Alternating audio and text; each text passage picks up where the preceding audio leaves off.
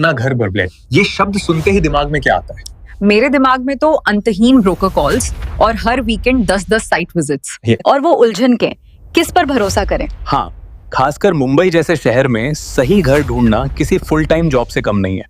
आज हम एक ऐसी कंपनी की डिजिटल दुनिया में प्रवेश कर रहे हैं जो इस कठिन यात्रा को आसान बनाने का दावा करती है। Home quest property. आज का मिशन है ये समझना कि उनके वादे केवल मार्केटिंग है या उनमें वास्तव में दम है, क्योंकि आज के समय में किसी भी कंपनी की वेबसाइट उसकी दुकान का दरवाजा होती है। वेबसाइट की भाषा, डिजाइन और फ्लो मिलकर ये तय करते हैं कि कंपनी अपने ग्राहकों के मन में कैसी छवि बनाना चाहती है।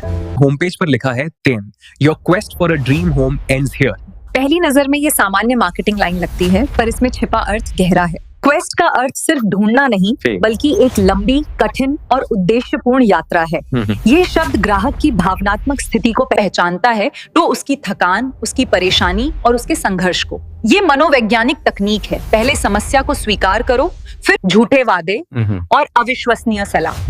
यही वही क्लासिक मार्केटिंग फ्रेमवर्क है। Problem NF agitate, NF solve, integrity M पारदर्शिता की कमी का समाधान, क्लाइंट सेंट्रिसिटी M अविश्वसनीय सलाह का समाधान, एक्सपर्टीज M अधूरी जानकारी का समाधान। ये याद दिलाकर कि ये कितनी आम बात है और फिर खुद को सॉल्व यानी समाधान के तौर पे पेश करते हैं। तो ये सिर्फ एक कहानी नहीं, ये एक मनोवैज्ञानिक रणनीति है। बिल्कुल, जो ग्राहक का भरोसा जीतती है। और इस भरोसे को वो अपने 3 कोर वैल्यूज से और पक्का करते हैं। इंटेग्रिटी, क्लाइंट सेंट्रिसिटी और एक्सपर्टीज।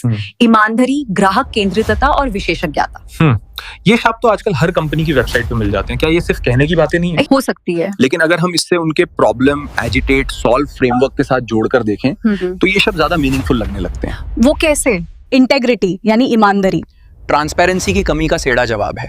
क्लाइंट सेंट्रिसिटी यानी ग्राहक पर फोकस अविश्वसनीय सलाह का जवाब है। और एक्सपर्टीज यानी विशेषज्ञता, वो अधूरी जानकारी की समस्या का जवाब है। मतलब वो सिर्फ ये नहीं कह रहे हैं कि हम ईमानदार हैं, नहीं, वो कह रहे हैं हम वो ट्रांसपेरेंसी की कमी दूर करेंगे जिससे आप परेशान हैं। ये एक सटलर, ज्यादा प्रभावी तरीका है अपनी बात कहने का। ठीक है, एक्सपर्टीज की बात करते हैं। उनकी वेबसाइट पे एक चीज पे बहुत जोर दिया गया है, उनका भौगोलिक फोकस। सिर्फ मुंबई और VVMC यानी वसई विरार नगर निगम क्षेत्र। ये मुझे थोड़ा अजीब लगा। आज जहां कंपनियां पूरे देश में शुरू होना चाहती है, ये खुद को सिर्फ 2 इलाकों तक क्यों सीमित कर रहे हैं? ये एक बहुत अच्छा सवाल है और इसका जवाब रियल एस्टेट के एक बुनियादी सच में छिपा है। रियल एस्टेट एक अति स्थानीय व्यापार है। मतलब ये एक अति स्थानीय बिजनेस है। एकदम। आप दिल्ली के बाजार की समझ लेकर मुंबई में काम नहीं कर सकते। यहाँ तक कि दक्षिण मुंबई के रुझान और वसई विरार के रुझानों में जमीन आसमान का फर्क है।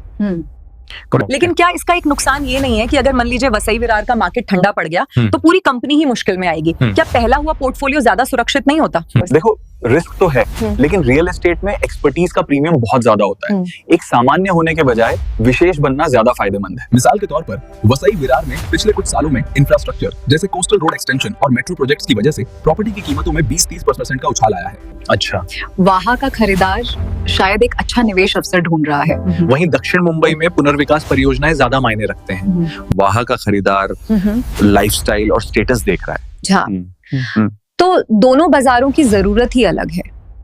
बिल्कुल। इनका फोकस दिखता है कि वे सर एक ब्रोकर नहीं, बल्कि हमें इलाके के इंफ्रास्ट्रक्चर, भविष्य और वहां के लोगों की नसों की जानकारी है। ये एक ग्राहक के लिए ज्यादा भरोसेमंद की बात है। मतलब ये सब कुछ थोड़ा थोड़ा जाने के बजाय कुछ चीजें बहुत अच्छे से जाने पे दाव लगा रहे हैं। सही पकड़ा। ये बात उनकी सेवाओं में भी दिखती है। उन्हें बस एक लिस्ट नहीं दी है कि हम ये सब करते हैं, बल्कि अनहोन हर तरह के क्लाइंट के लिए एक अलग फ्रेमवर्क बनाया है। हाँ, मैंने भी नोटिस किया। जैसे खरीदारों के लिए प्रॉपर्टी मैचिंग, सेलर्स के लिए स्ट्रेटेजिक मार्केटिंग और इन्वेस्टर्स के लिए हाई ग्रोथ अपॉर्चुनिटीज के अवसरों की पहचान। ये काफी संरचित दृष्टिकोण है। राइट। और ये उनके ग्राहक का पहला दर्शन का समाधान है। ये काफी स्ट्रक्चर्ड अप्रोच है और ये उनके क्लाइंट फर्स्ट फिलॉसफी का सबूत है। ये ढांचा दिखता है कि वो समझते हैं कि हर ग्राहक की यात्रा अलग होती है। पहली बार घर खरीदने वाला डरा हुआ और कंफ्यूज्ड होता है, उससे हाथ पकड़ के चलने वाले गाइड की जरूरत होती है। सही बात है। एक अनुभवी निवेशक को इमोशन नहीं, सिर्फ नंबर और डेटा चाहिए। एक अपनी प्रॉपर्टी बेचने वाले का लक्ष्य होता है कि उससे जल्द सबसे अच्छी कीमत मिले।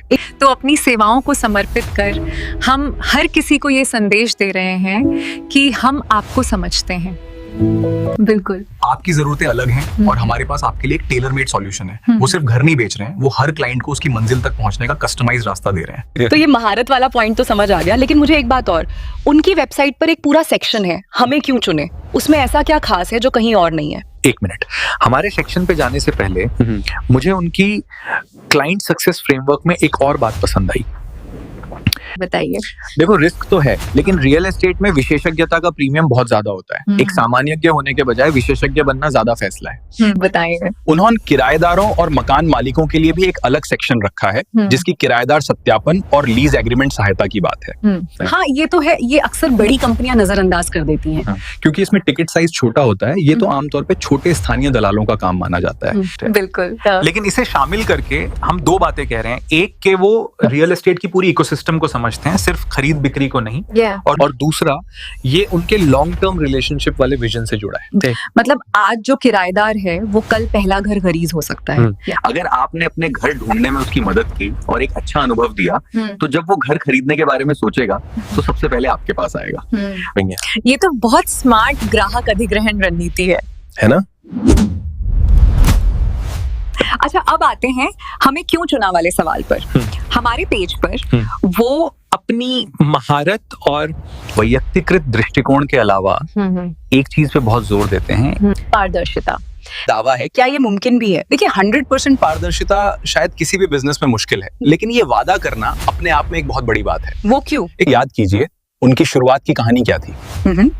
अविश्वसनीय सलाह। अच्छा, ये वादा सीधे हमें सबसे बड़े डर को पता करता है जो लोगों के मन में होता है। ब्रोकर को छुपा रहा है, उसके बाद में कोई एक्स्ट्रा चार्ज निकल आएगा।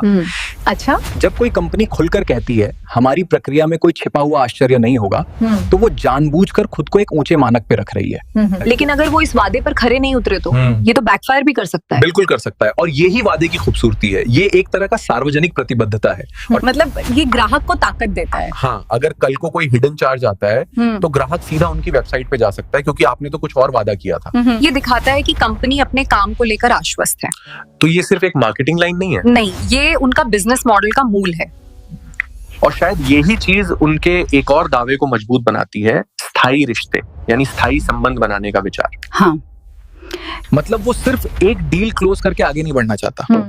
और इसके पीछे सिर्फ एक अच्छी भावना नहीं है, बल्कि एक ठोस बिजनेस लॉजिक है।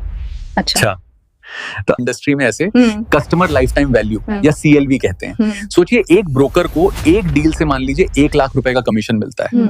ये है वन टाइम ट्रांजैक्शन। लेकिन अगर होमक्वेस्ट एक क्लाइंट को अच्छा अनुभव देता है तो क्या होगा? क्या ग्राहक शायद अपने दोस्तों को या परिवार को भी सलाह देगा? एक तो वो, दूसरा, वही क्लाइंट जब 5 साल बाद अपना 1 BHK बेचकर लेना चाहेगा तो वो किसके पास जाएगा?